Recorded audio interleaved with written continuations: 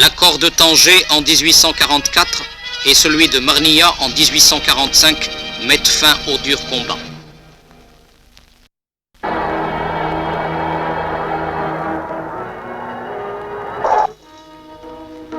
Pour l'occupant, Mohamed V devenait dangereux. En raison de son attitude et de son intransigeance patriotique, il est emmené en exil ainsi que toute la famille royale. Mais le peuple s'est battu pour son roi.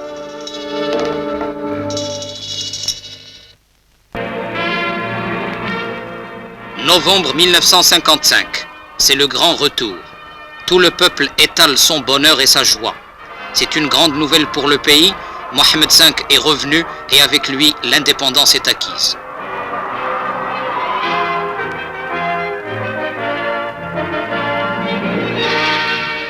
Le 2 mars 1956, le traité d'indépendance est signé à Paris. Désormais, le Maroc est un pays libre et indépendant. La souveraineté marocaine est reconnue parallèlement par l'Espagne. Un traité similaire à celui de Paris est signé à Madrid par le général Franco. À partir de 1958, l'affaire du Sahara prend des proportions nouvelles.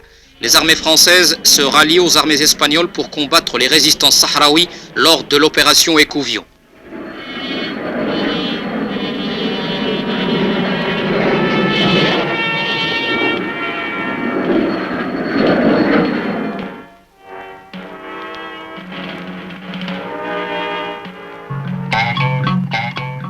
Le premier coup de glas pour le colonialisme en Afrique est parti de Casablanca. Lors du premier sommet africain, Mohamed V expose les points de vue du Maroc à ce sujet et lance un appel à l'unité de tous les peuples africains.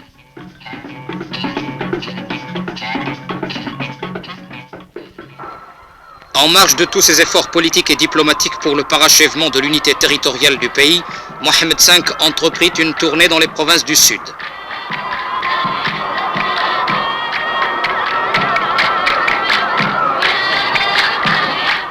Tarfaya sera restituée en 1958. La ville accueillera son Altesse royale le prince héritier Moulay Hassan triomphalement.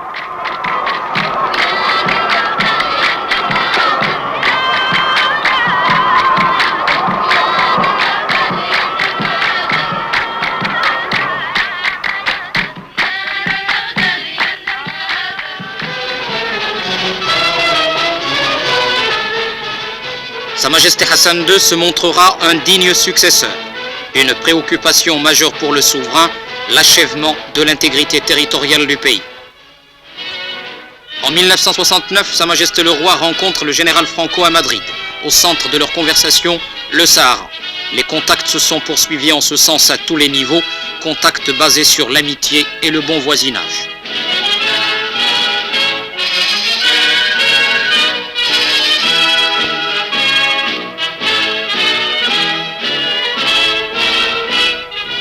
La même année, Ifni est restitué. Ifni, fief des Aït Ba'amran, a réservé à Sa Majesté Hassan II un accueil des plus enthousiastes. C'est un pas en avant vers la libération du Sahara.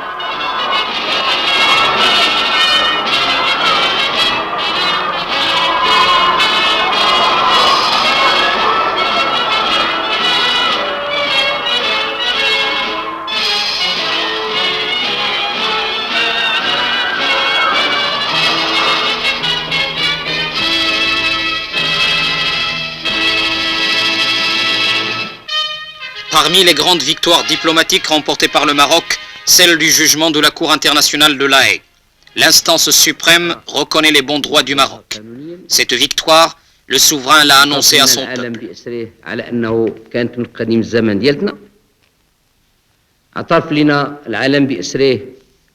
C'est dans ce même discours d'octobre 1975 que Sa Majesté Hassan II a annoncé l'organisation de la grande épopée du siècle, la Marche verte.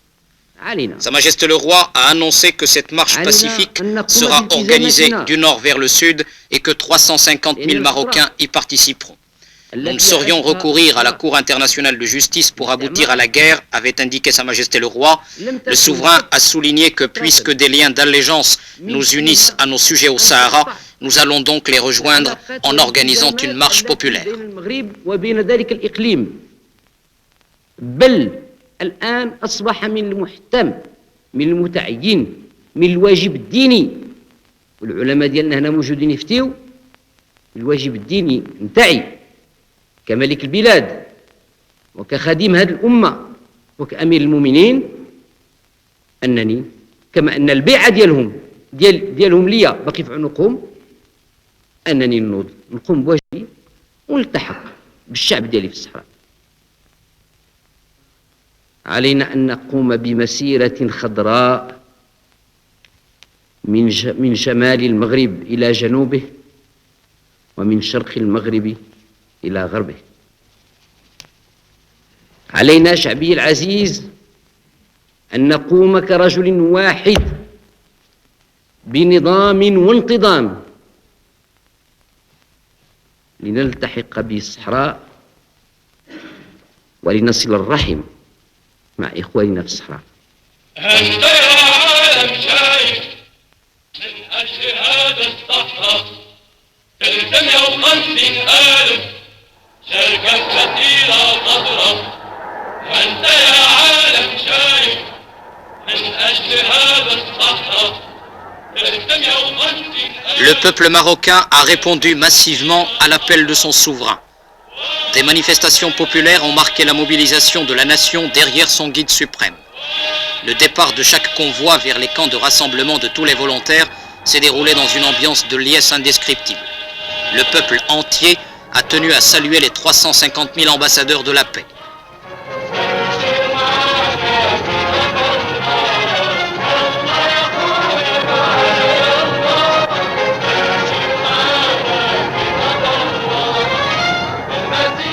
L'ordre et la discipline ont caractérisé le départ de chaque convoi.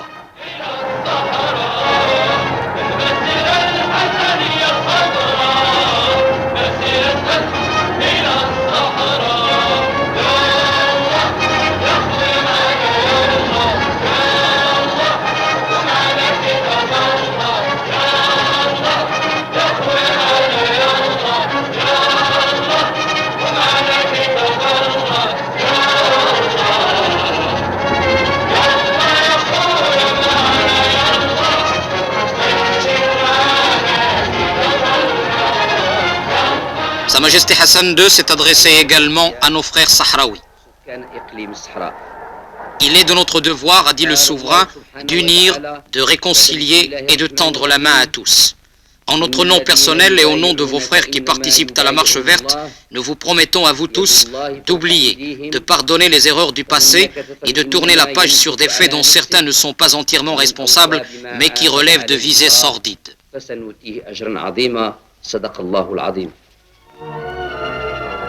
Haj Khatri, le président de l'Ajma'a Sahraoui, et 2 de ses compagnons, comme lui, membres des Cortés, arrivent à Marrakech pour renouveler l'allégeance à Sa Majesté Hassan II et déclarer au monde entier leur marocanité ainsi que celle des tribus qu'ils représentent.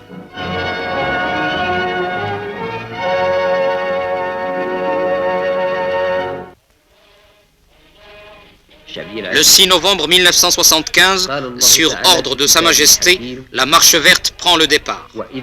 350 000 personnes, hommes et femmes, fouleront le sol du Sahara avec comme seules armes la foi en Dieu et son livre sacré.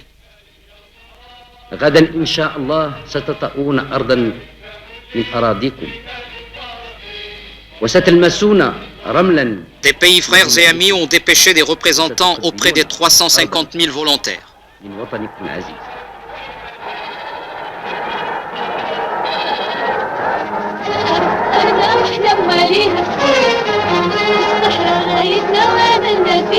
La ligne de démarcation est franchie.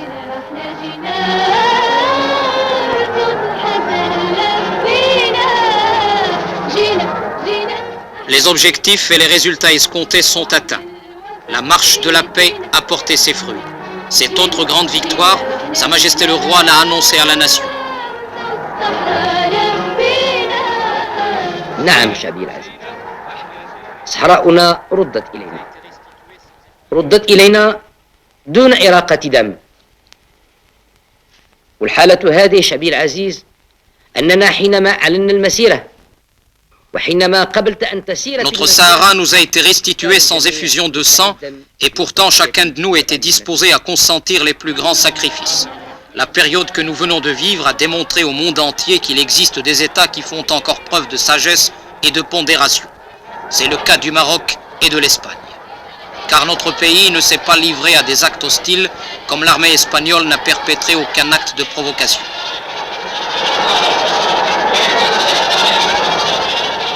La Marche verte n'a pas fait seulement qu'enregistrer pour nous de nouvelles pages de gloire et d'honneur, mais elle sera parmi les facteurs qui assureront la pérennité du Maroc, de son nom, de son prestige et de son renom.